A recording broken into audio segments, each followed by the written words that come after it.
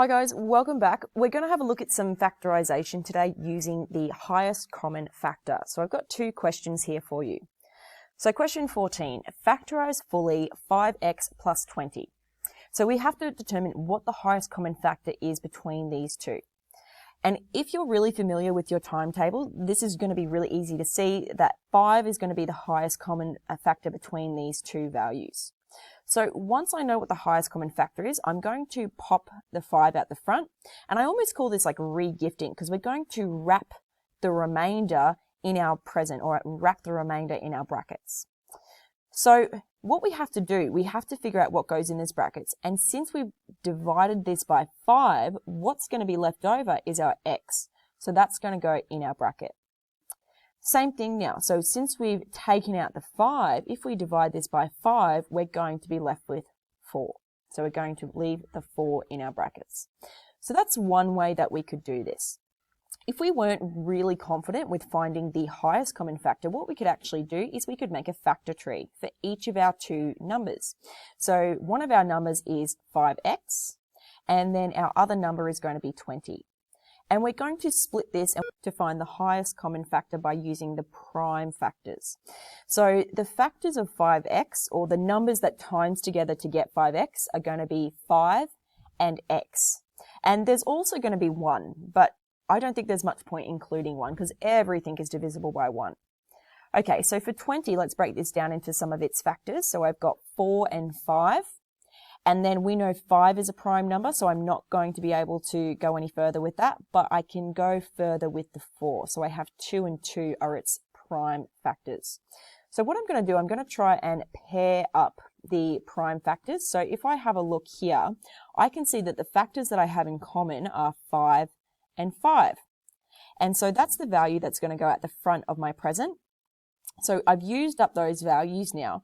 What I'm going to put in is going to be what's remaining. So here I'm left with x, so I'm going to pop x in so I can cross him out. And we had a positive in between, so I'm going to put a plus sign in between. And then what I've got left over, I've got 2 times by 2, so I've got 4 left over. So that's the other way that we could do this problem. Okay, so let's try factorizing this other question now. So question 15, factorize fully 8m squared, take away 12m. So if you're someone who's already familiar with highest common factor and you know your times tables really well, you can see that the highest common factor between these two numbers is going to be 4m. So I'm going to put 4m out the front of my present. What's left over after I divide by 4m? Well, 8 divided by 4 is going to be 2. M squared divided by m is going to be m. All right, let's do the same thing now. So if I was to divide this through by 4m, 12 over 4 is 3. M divided by m is 1. So I'm just going to leave that as take away 3. So if we did not know our factors very well, we could use our factor trees again. So we've got 8m squared minus 12m. So we can break apart the 8m into 8m and m because I've multiplied all of these together to get 8m squared. Now 8 can be further broken down. These two values can't, unfortunately, but 8 can be further broken down into 4 and 2. And 2 is a prime number. We can break 4 into 2 and into 2 again. I'm running out of space down the bottom here. I do apologize. Okay, so let's do the same thing now for 12m. So again, we can split 12 and m. And m, we don't know if we can simplify that any further, so we'll leave that one as it is. 12 we can break down into 3 and 4. 3 is a prime number, 4 isn't. We can break down 4 and 4 again. So now what we're going to do, we're going to find all of the pairs of factors that we have in common. So m and m are common, so we can write that at the front of our present. And once we've used them, we're going to cross them out. We still have one m left over, but I'm going to leave him. Now let's have a look at what numbers we have in common. So we've got 2 and 2 in common, and I've got 2 and 2 in common here. So remember, because this is a factor tree, everything is being times together. So 2 times 2, we're going to have 4m. So that's going to be out the front of our present.